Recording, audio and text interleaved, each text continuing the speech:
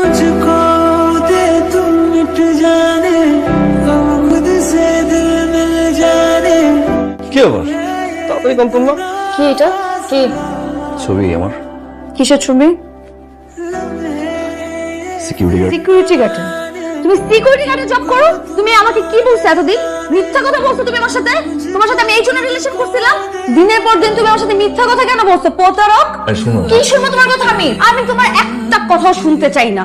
তুমি যে বাইরে আমার সাথে মিথ্যা কথা বলে গেছো, আজকে আমার ফ্রেন্ড আমাকে এই ছবি সেন্ড করে, সেই দিনও আমার দেখতে হয়। সবার সামনে আমি হাসির পাত্র হইলাম। হ্যাঁ, আমাকে সবার সামনে ইনসাল্ট তুমি করালা। তুমি এইটাই চাইছিলে আমার সাথে আসতে? মানে এখানে কে জানবে? আর জানার কে বাকি আছে? সবাই জানুক না তুমি আমার সাথে এরকম প্রতারণা করছো। ও আচ্ছা আচ্ছা, আমি তো এখন বুঝতে পারতেছি কেন তোমার বাপ দাদা সকালবেলা ঘুম থেকে উঠে কেন চা রুটি খায়। তুমি এই জন্যই খাইছো ফকিন্নি। তুমি আমার সাথে ডে বাই ডে মিথ্যা কথা বলে গেছো প্রতারক। আমি তোমার চেহারা নেক্সট টাইম আর দেখতে চাই না। সিকিউরিটি গার্ড তুমি না বলছো তোমার ভাই চাকরি করে? তোমার ভাইও তোমার সাথে সিকিউরিটি গার্ডের চাকরি করে? করবো না তুমি আমাকে। নেক্সট টাইম কোনো যোগাযোগ করবো না সিকিউরিটি গার্ড, শালা প্রতারক।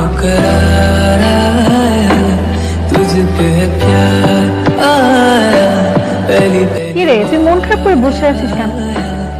কি করবো? তো আমার কেন জানি মনে হইতেছে ও ওই দিন কিছু একটা আমাকে বলতে চাইছিল, আর আমিও রাগের মাথায় কারো কথা শুনি না। সবার সামনে যেভাবে রেস্টুরেন্টের মধ্যে চিল্লাইছি, আমি রেস্টুরেন্টে তো ঢুকতে পারবো না। ওকে যে আবার আমি জিজ্ঞেস করবো, কিংবা ওই বা কি মনে করছে যেভাবে ইনসাল্ট করছি আমি ওকে সবার সামনে। কিন্তু কিছু একটা আমাকে বলতে চাইছিল। এত দিনের রিলেশন, কিছু হলো তো চিনি আমি ওকে। ও অনেক ডিফারেন্ট। আমার কাছে কেন জানি মনে হচ্ছে এর পিছনে दुआ भी लगे ना मुझे, तवा भी लगे ना मुझे, जब से আমার আসলে ওইভাবে ব্রেকআপ করাটা উচিত হয়নি। ফ্রেন্ডদের জন্য সবাই এমন ভাবে হাসি তামাশা করছিল আমাকে নিয়ে, তোমার এই পিকচারটা নিয়ে খুব ইনসাল্ট ফিল হচ্ছিল। ঘুমাতে পারছিলাম না রাতে।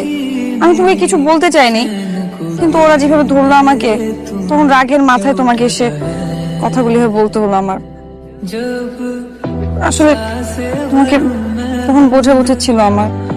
আমিও কি রাগের মাথায়, তুমি তো জানোই আমার রাগটা একটু বেশি। সরি।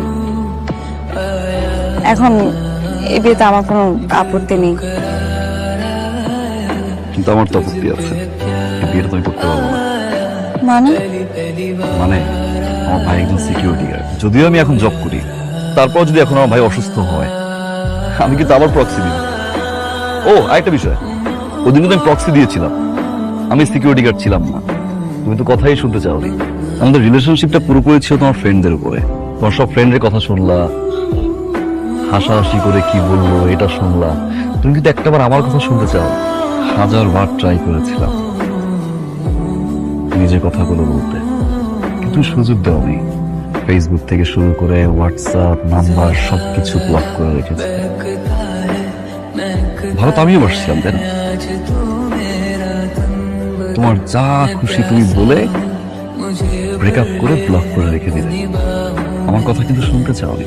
যাকে আমি ভালোবাসছি সে যখন জানতে পারলো যে আসলে আমি একজন সিকিউরিটি গার্ড, সে আমাকে ছেড়ে চলে গেল। হ্যাঁ, সেদিন হয়তো আমি সিকিউরিটি গার্ড ছিলাম না, কিন্তু আমার ভাই একজন সিকিউরিটি গার্ড। আর এটা নিয়ে মোটেও আমি লজ্জাবোধ করছি না, প্রাউড ফিল করছি যে আমি একজন সিকিউরিটি গার্ডের ভাই। যেই ভাই ছোটবেলা থেকে আমাকে এত কষ্ট করে বড় করেছে। আর যে সাকসেসফুল মানুষটা না আমি, এই মানুষটার পুরোটা অবদান কিন্তু আমার ভাইয়ের। আর নিজে একজন সিকিউরিটি গার্ডের ভাই হিসেবে পরিচয় আমার এখনো লজ্জা করে না, কোনদিন করবো না। আমি যদি এখন তোমাকে বিয়ে করি, কোনো কারণে যদি আমার চাকরি চলে যায়, আবার যদি আমার ভাইয়ের প্রক্সি দিতে হয়, তখন তোমার ফ্রেন্ড আবার ছবি তুলবে, আবার তোমাকে হোয়াটসঅ্যাপ করবে, তখন কি আবার ছেড়ে চলে যাবো? কখনো কোনো মানুষকে তার অবস্থান দেখে ভালোবাসতে হয় না, আর সেই অবস্থান দেখেই তুমি আমাকে ছেড়ে চলে গেছো। ঠিক এখন আবার অবস্থান দেখেই বিয়ে করতে চাই। অবস্থান দেখে যে মানুষটা চলে যায়, সে আর যাই হোক তোমার লাইফ পার্টনার হতে পারে না।